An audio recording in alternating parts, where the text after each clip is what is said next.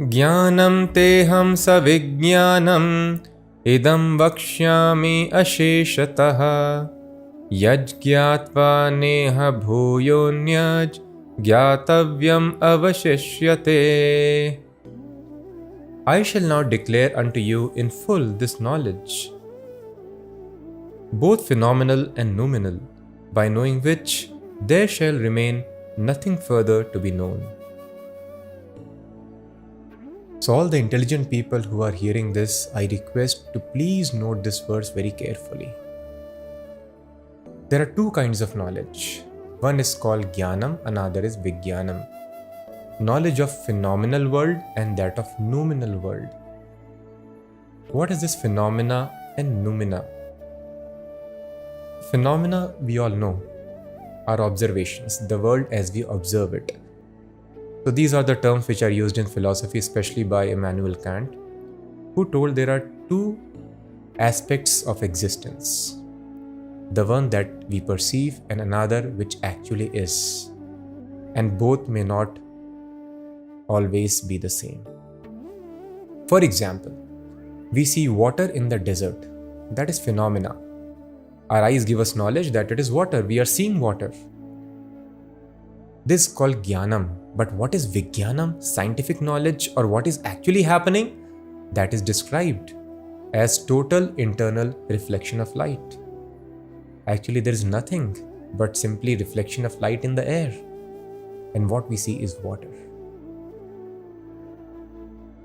Similarly, we have to understand all the knowledge that we are perceiving, we are receiving through our senses and mind.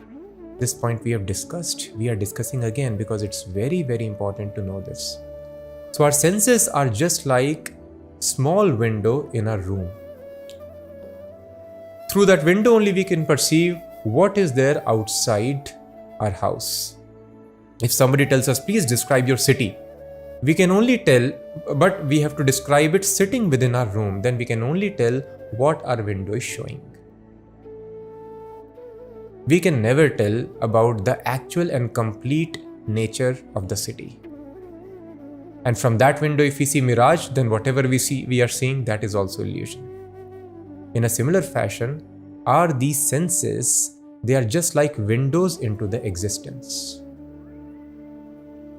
For a blind person, forms or colors may not exist.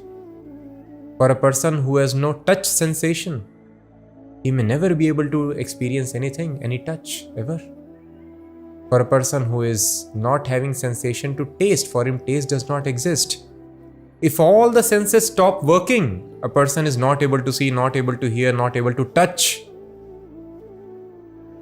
then for such a person, the world does not exist. But this is not fact.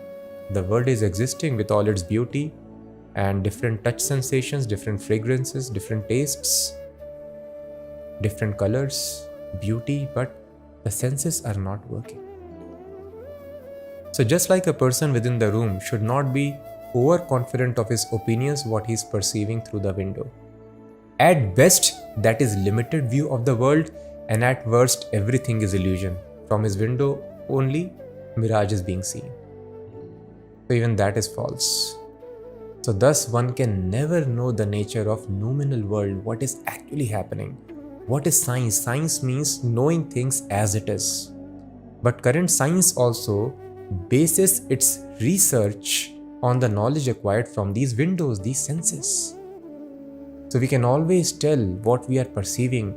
The real nature of the things we shall never know. So how to understand the real nature of the things? So the real nature of the things we shall never know. So how do we tell the real nature of the things? There is only one way to know it. Only when the Creator gives the knowledge. See, I have manufactured your body, your mind and senses, and in this way you are perceiving the world, but this is the actual reality of the world, how I have created it. There is no other way of knowing it. And unless a person comes to the platform of knowledge, where is the question of happiness?